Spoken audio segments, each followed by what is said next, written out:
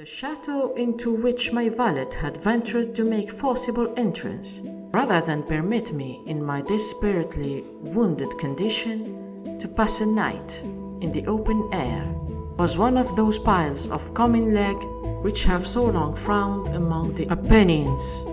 Not less, in fact, that in the fancy of Mrs. Radcliffe, to all appearance it had been temporarily and very lately abandoned.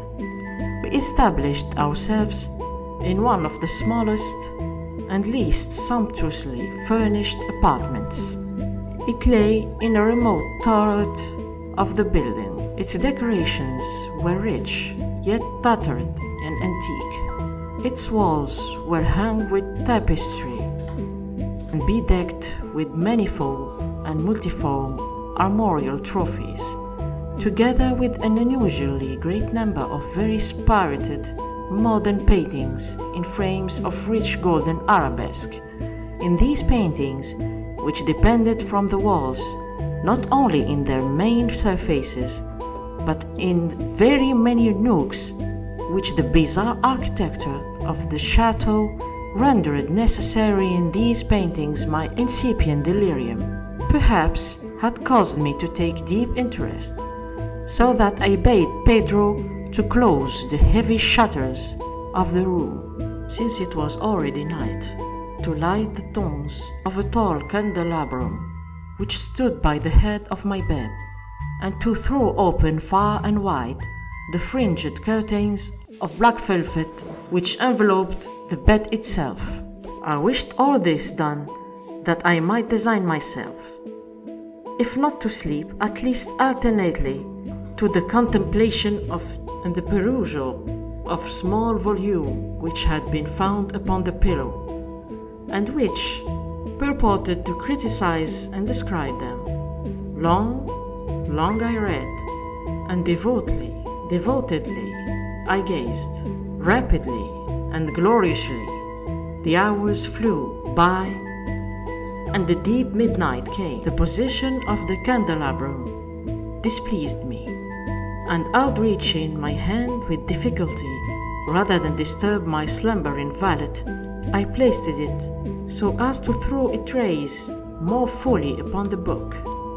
But the action produced an effect altogether unanticipated. The rays of the numerous candles, for there were many, now fell within a niche of the room which had hitherto been thrown into deep shade by one of the bedposts. I thus saw in vivid light a picture all unnoticed before. It was the portrait of a young girl just ripening into womanhood.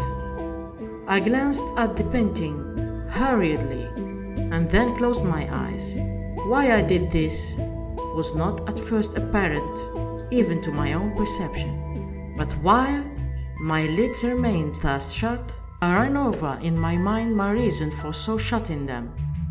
It was an impulsive movement to gain time for thought, to make sure that my vision had not deceived me, to calm and subdue my fancy for more sober and more certain gaze.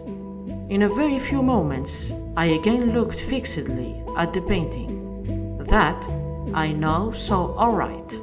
I could not and would not doubt, for the first flashing of the candles upon that canvas had seemed to dissipate the dreamy stupor which was stealing over my senses, and to startle me at once into waking life. The portrait, I have already said, was that of a young girl.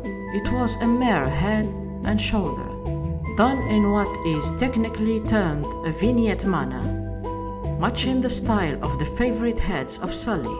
The arms, the bosom, and even the ends of the radiant hair melted imperceptibly into the vague yet deep shadow which formed the background of the whole.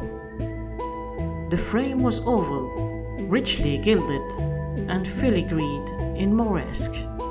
As of a thing, art, nothing could be more admirable than the painting itself, but it could have been neither the execution of the work nor the immortal beauty of the countenance which had so suddenly and so vehemently moved me. Least of all Could it have been that my fancy, shaken from its half-slumber, had mistaken the head for that of a living person?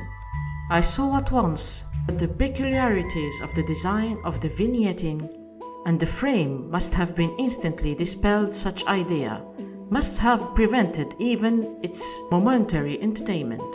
Thinking earnestly upon these points, I remained for an hour perhaps, half sitting, half reclining, with my vision riveted upon the portrait. At length, satisfied with the true secret of its effect, I fell back within the bed.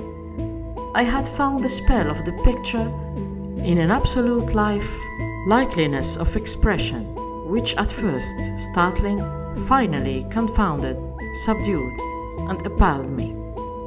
With deep and reverent awe, I replaced the candelabrum in its former position, the cause of my deep agitation being thus shut from view.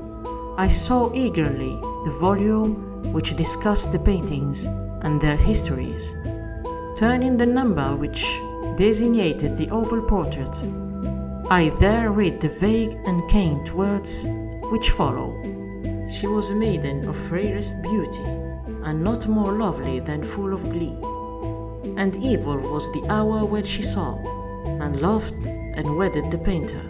He, passionate, studious, austere, and having already a bride in his art.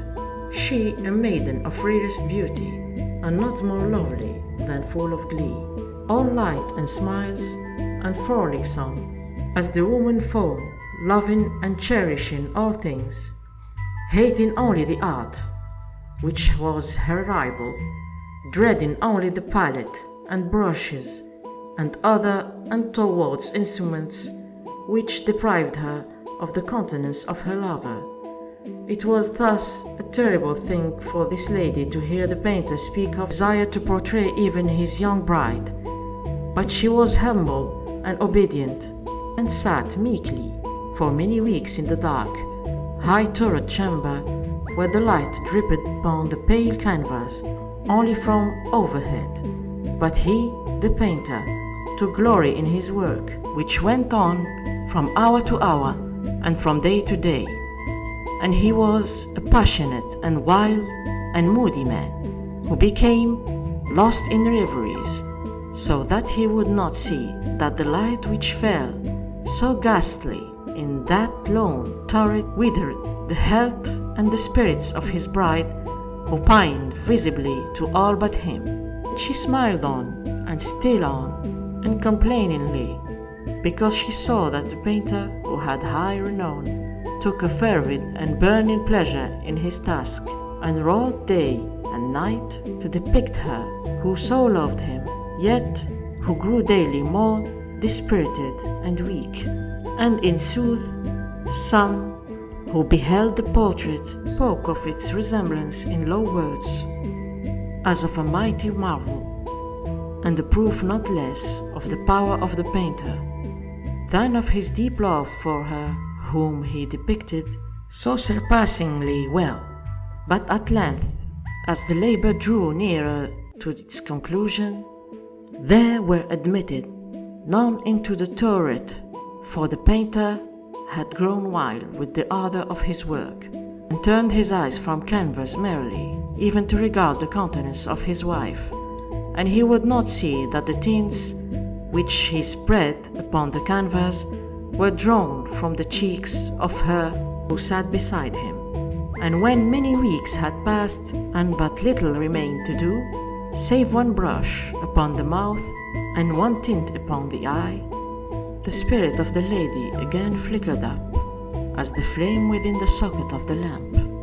And then the brush was given, and then the tint was placed, and for one moment the painter stood entranced before the work which he had, but in the next, while he yet gazed, he grew tremulous and very pallid, and aghast, and crying with the loud voice, "This is indeed life itself," turned suddenly to regard his beloved. She was dead. The end. Thank you for listening. And remember, when you love someone for his picture or for his surface, this one might suffer a lot.